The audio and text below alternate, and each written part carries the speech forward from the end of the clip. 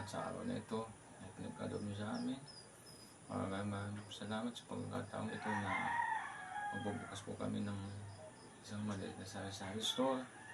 Sana po ay gabayan niyo po kami at pagyamanin ang aming munting negosyo.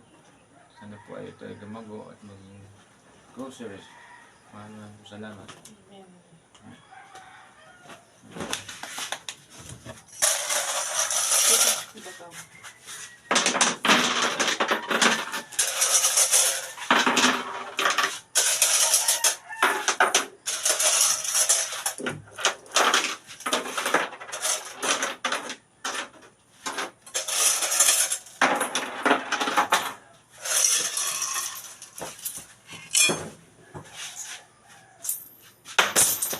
Yay!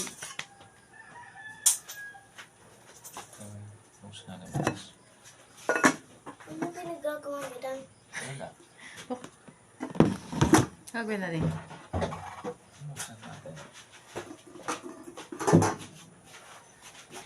Naupag ako dun eh.